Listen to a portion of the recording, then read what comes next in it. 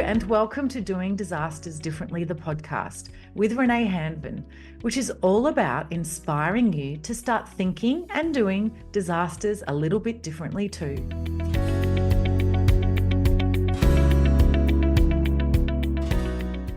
In this episode, I'm talking with David Younger, and we're talking about the psychology of disasters. Now, a little bit about David, and this is straight from LinkedIn. David is a Melbourne-based clinical psychologist and national disaster consultant with over 15 years' experience supporting organisations, agencies, communities, as well as local and state government throughout Australia.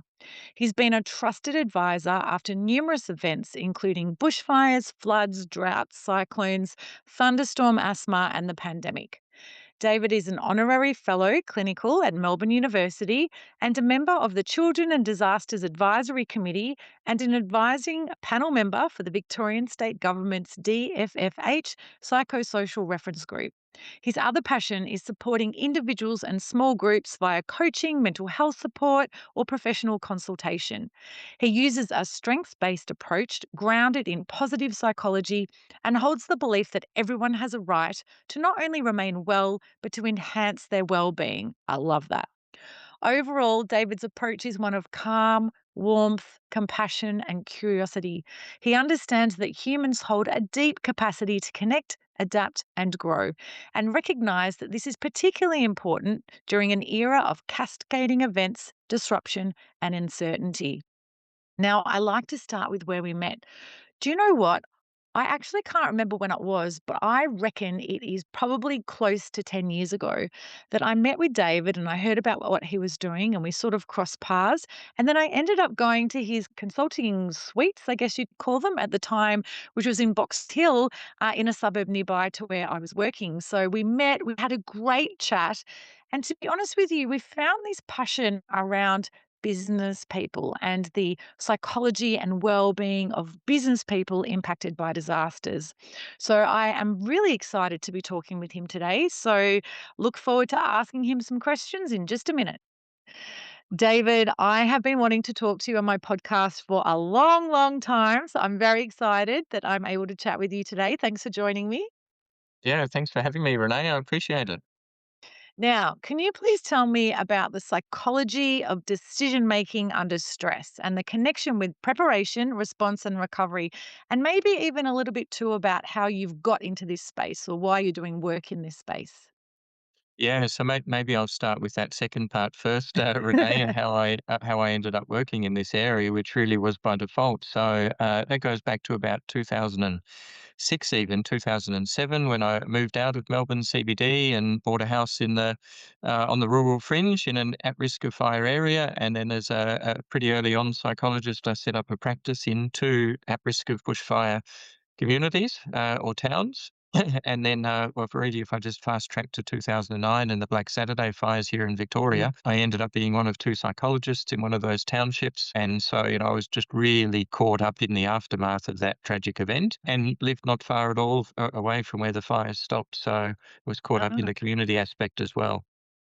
wow, amazing. And then, so clearly, I guess, was it that personal experience that sort of got you into an Yeah, interest of the yeah. psychology of decision making under stress and, connecting into the disaster? Yeah, really good questions. Well, my initial focus was on my private practice work, which changed substantially because it all became about supporting community members to work through a disaster and significant trauma with that particular disaster. And then over time, I became more involved in the community aspect and met people and I guess moved a little bit out of the private practice space. Two interest areas developed over time, though, in particular. One relates to self-care and well-being, particularly for those that support in the disaster space, because I, Yeah. along with other health professionals, had personal experiences by the end of the first year, feeling Yep. very tired, amongst other things. And the second one came about as a result of a project I was asked to become involved in, which had a focus on emotional preparation as opposed to physical preparation.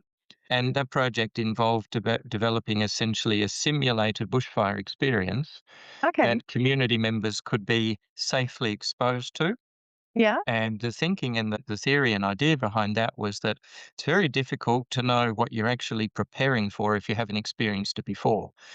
So And true. one of the key features of disasters, any disaster, but if we just talk about fires, is that there are unique sensory aspects that we probably haven't been through before until you've experienced a fire. Like community members talk about the sound of Yep. 747 engines, for example, or they talk about the intense heat or the wind, or all of a sudden it's dark. And these are factors or characteristics which can, I guess, really destabilize people, push them up into a high state of stress and will come through to decision making.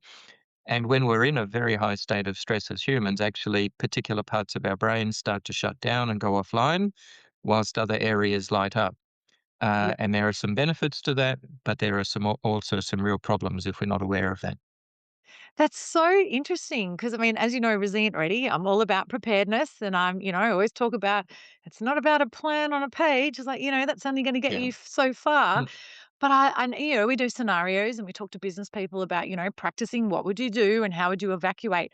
But to actually put them, yeah, in that whole kind of, I guess, that moment of time around what's actually happening, the reality around them, and then what is their brain going to do? Because we could be the most organized, confident, prepared person. But when you're in that actual situation of smoke and, everything else, like, how do you know what you're going to do?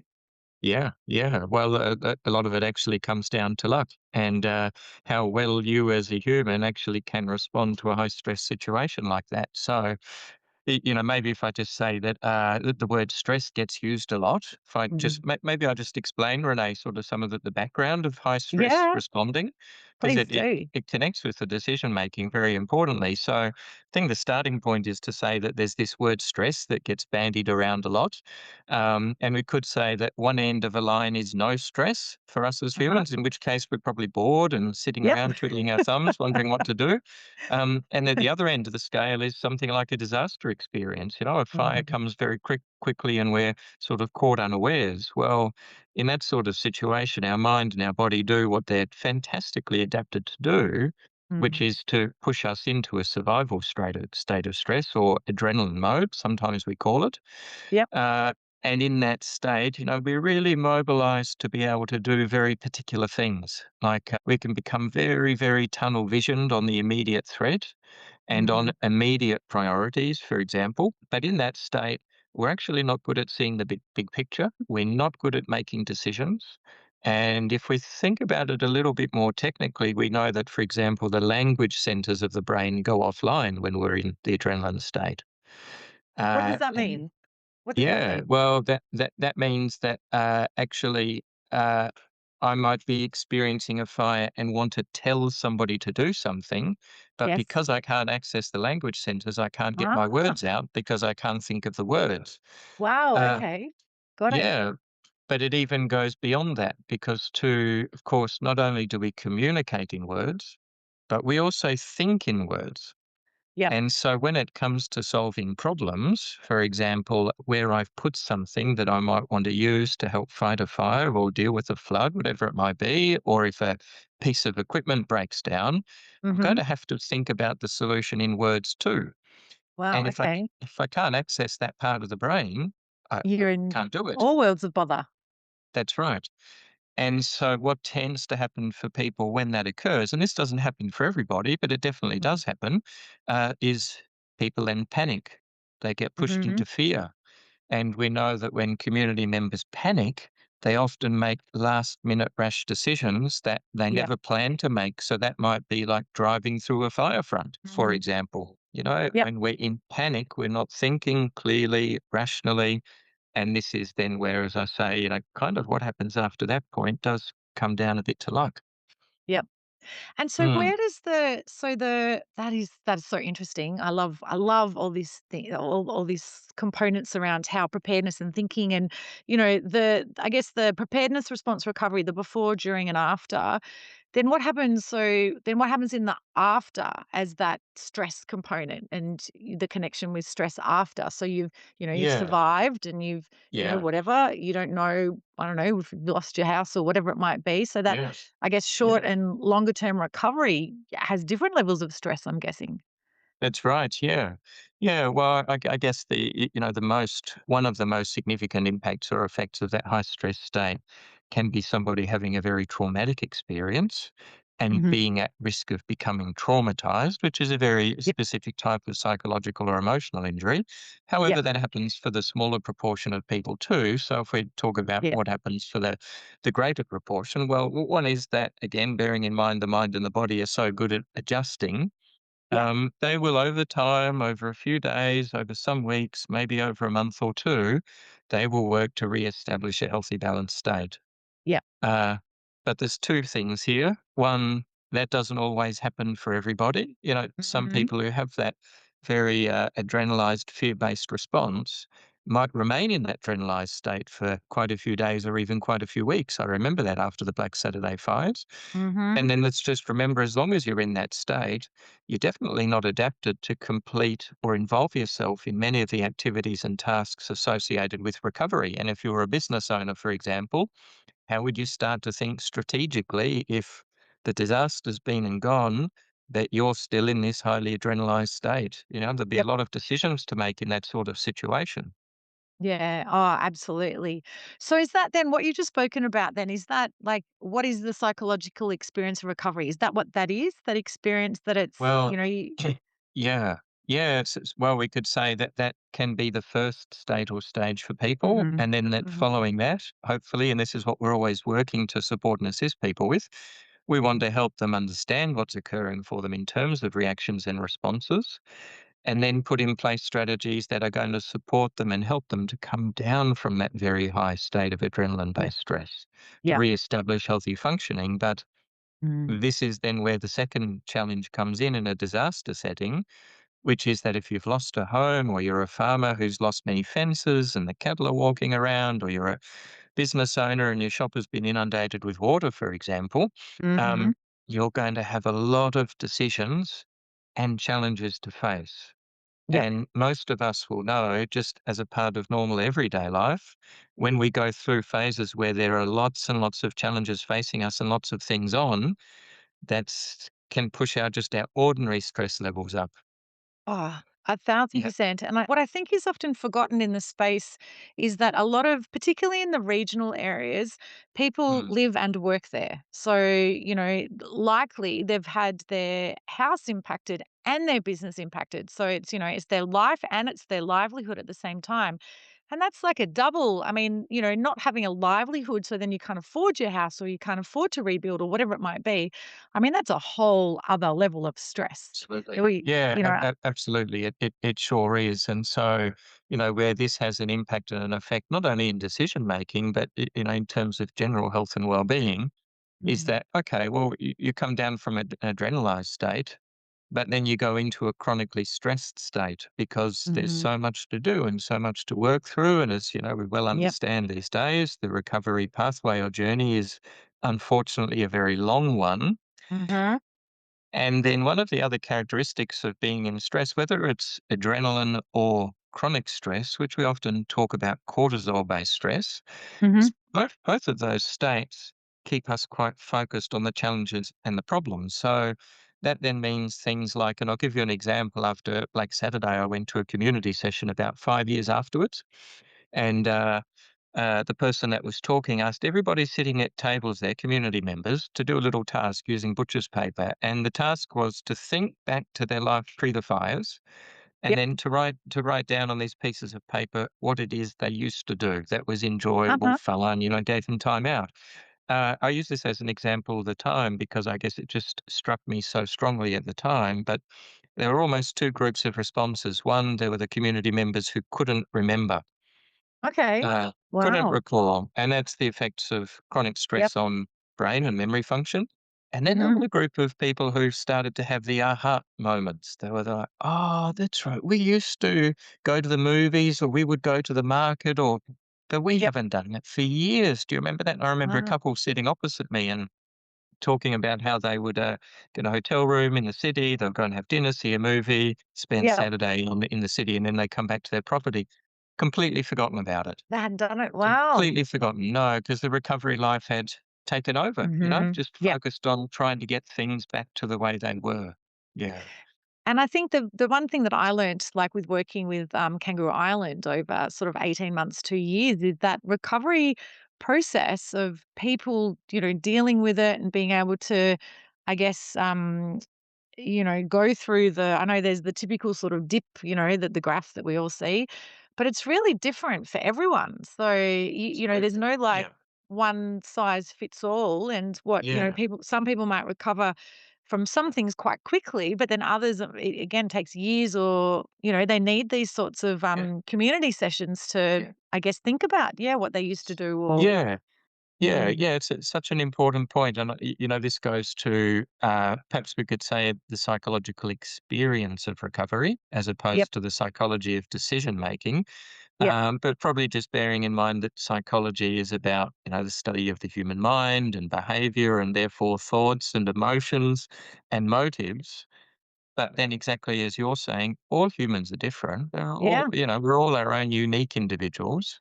yes, And therefore, recovery experiences are unique too, but there are commonalities that yeah, we see pop up, time and time and time again. There are common features that exist right across the recovery cycle. So, the mm, example you gave before of business owners who have like dual impacts in terms of a mm, business and a home.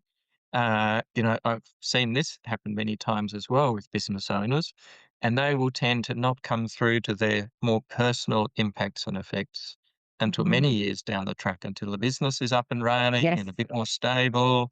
And in the meantime, their personal health and well-being is usually taking a dip. I spoke to a couple once that had had their home flooded and their business flooded. And Mm. actually, I spoke to them in their business as they were repairing it. This was about a year down the track, and we got talking to what their personal experience was. And it turns out they were living in a shed on their property because the home had been completely inundated, but nobody knew that was the case. They hadn't Yes. really told anybody. I've had so many conversations about that, and in some stages too, like, they wanted the business saved before the house, and, whether one got saved or not, but the businesses are just not they're not on the, I guess, checklist of emergency services or the priorities. And so, but if, they lose the business and the house, again, they have to get the business up and running, and then so they'll just, yeah, camp in a corner or in a tent or whatever they need to get that business happening. And some business people, 5 years down the track, they still haven't rebuilt their house because, That's right. they can't, or they don't want to, or they don't know for whatever reasons. I've been advocating for business people, as you know, for a long time, and I still think there's quite a bit of work to do around that, so what's the priority for the people? Yes, we say save the houses, but if they're saying save the business first, then I think we need to be looking differently at our priorities or our processes or whatnot to Yeah. consider that and respect that. So, talking about the business people, because we know how much I love business people. So, a question: what helps individuals and communities, but especially the business people, cope and function better before, during, and after a disruption? Yeah. Well, I think what I'm going to mention could be applied right through communities, but absolutely applies to business communities and business people, and having worked with them, of course, previously. But I thought I'd sort of summarize it in this way, and we'd do the sort of the before, during, and after. But I think an important point to make is that, well, for the before, having a good state of health and well-being Mm. is really crucial Mhm. because everybody brings their own pre-existing state of health and well-being, as well as their own pre-existing unresolved life challenges and difficulties, however there might be, into a disaster experience. So, in an ideal world, if we have got the best level of health and well-being as possible, and if we've got a nice balanced life with good outlets outside of work, and we're well connected amongst a range of other things, then that's probably going to stand people in better stead for the very unfortunate experience of needing to go through a disaster. Yeah. I mean, we could talk about before in a far more detailed way, but ultimately, the health and well-being, not only physically but emotionally, is a really important foundation as we head into a disaster. As is, of course, our connection with others.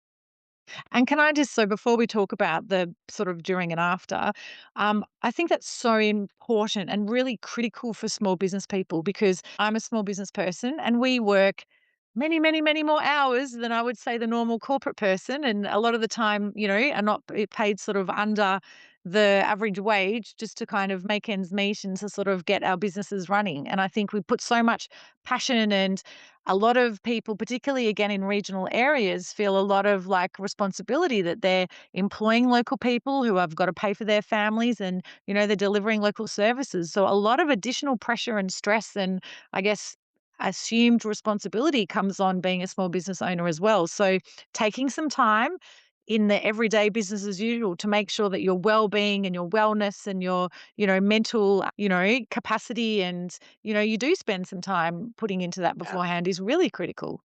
Yeah, absolutely. I guess something I've started mentioning just over the last 12 months, particularly for those people that are very committed to others, including those in their community, is well, compassion for others is fantastic. But there are three types of compassion, and another one is self compassion. So we could think Mhm. of taking time out for myself as actually being a really important expression of self compassion. And if I want to be around to keep helping others, supporting others, running my business in order to provide benefit for the community, I'm going to have Mhm. to look after myself. Yeah. Yeah.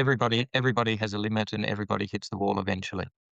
100%. And I actually have a couple of mantras up on the back of my door just to remind me because, yeah, same thing. I just want to help everyone else. But sometimes you've got to help yourself first so that you can help anyone else.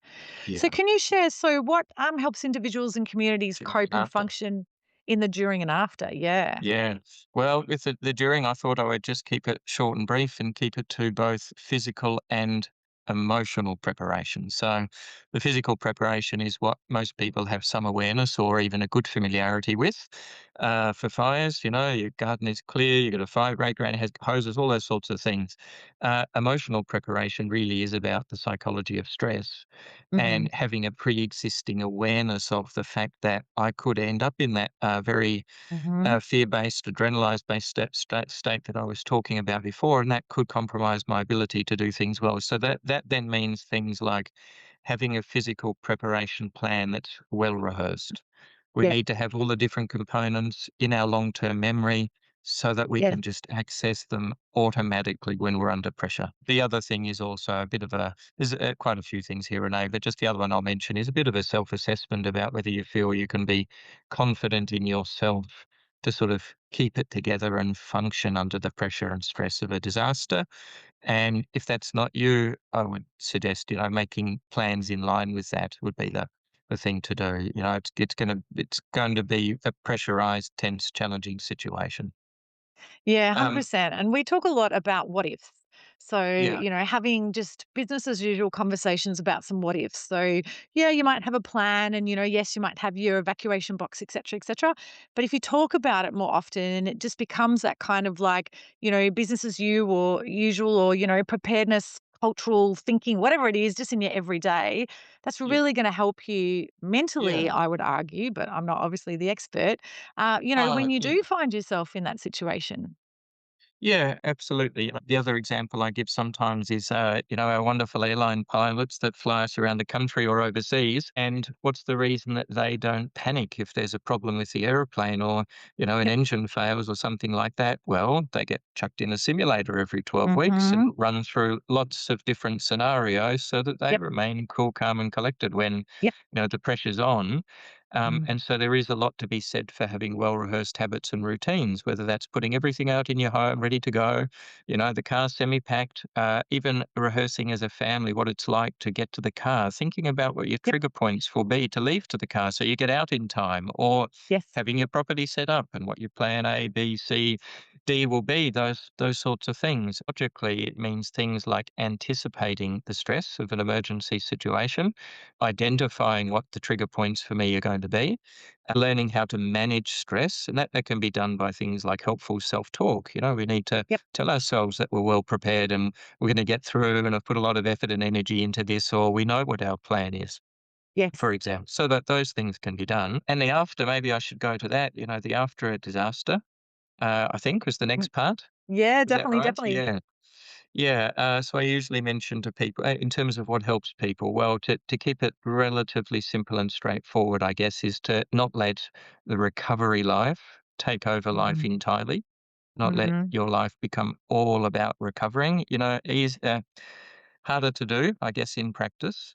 But it Yeah. means things like, stopping to smell the roses, keeping at sight, keeping connected with the things that are most important to you. A house will usually get rebuilt in time, Yep. but time is the thing.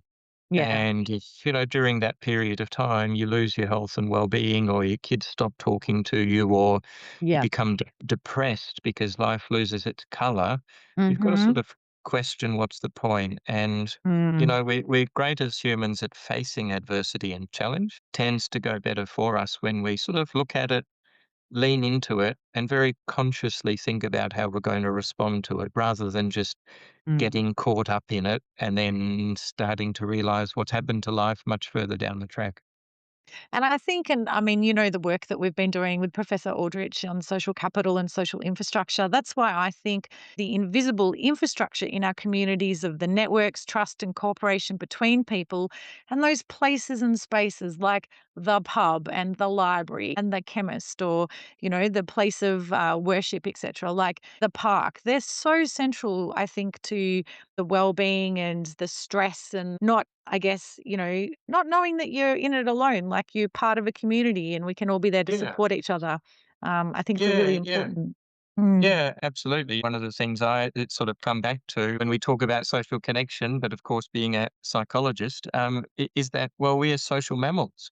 Humans Yeah. are social mammals, so we have evolved in such a way that we have a whole series of innate emotional drivers, some of which are directly linked to connection with others, that Yeah. promotes safety, Hmm. security. And we know these days that that connection has a really profound effect on our health and well-being, Yeah. and our mental health and well-being, at a cellular level. So the Mm. connection is so, so important. Hmm. And then, yeah, we can just sort of stand back and I guess look at it through the other lens of, well, in the aftermath of a disaster, having friends, neighbours that are there just going to voluntarily help you out, or be the person to talk to, or the person to share information. It's just so important. Yeah, definitely. And unfortunately, my in-laws have just experienced a loss of a home in the Victorian bushfires, and, their experience of social capital and bonding, but in particular, bridging and linking ties has been really interesting to support them and to kind of watch their process as well. So, a bit close to home, this one. Now, I always like to end by asking the same question. So, David, I'm looking forward to what you say here. What two things, and I'm sure you've got many more, but what two things would you like to be done differently in the disaster space? Yeah, another great question. So here's my opportunity. Well, given the now well identified long term nature of recovery, it's very clear in the research, isn't it, both in Australia Hmm. and worldwide. Yeah. I think the very obvious changes that need to be made are that in Australia we develop permanent, ongoing recovery support systems and Hmm. services like we have for I guess in many, many other areas. We just need that for disasters now. And I guess we see this unfolding in front of our very eyes, even with what's occurring at the moment, but the increasing frequency and intensity of disasters. So that's number one. Number two is not necessarily in order of priority, but another one that's very close to my heart. And that one relates to protecting the psychological safety and health and well-being of those that work in the disaster area. Yeah.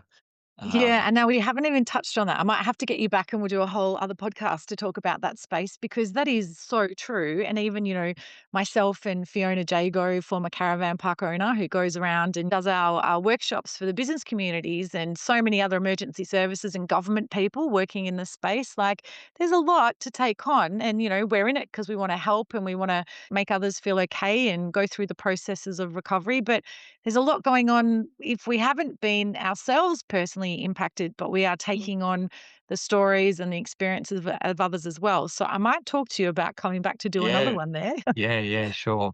Yeah, thank you.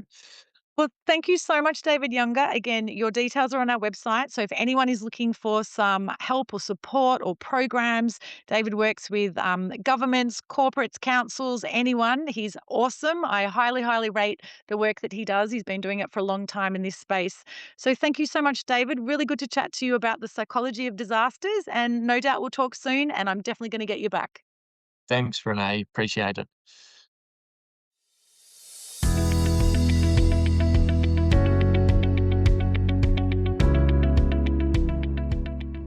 I hope today's episode of Doing Disasters Differently, the podcast, has inspired you to think a little bit differently about the role you can play before, during, and after disasters. Given the new era of more frequent and compounding disasters that we are now in, let's work together to build an all-hazards disaster resilient future for all. Find out more about the work I'm leading as a social enterprise building disaster resilience at resilientready.org. Don't forget to subscribe to Doing Disasters Differently, the podcast, through your preferred platform. And we'll see you next time when we discover new ways of doing disasters differently together.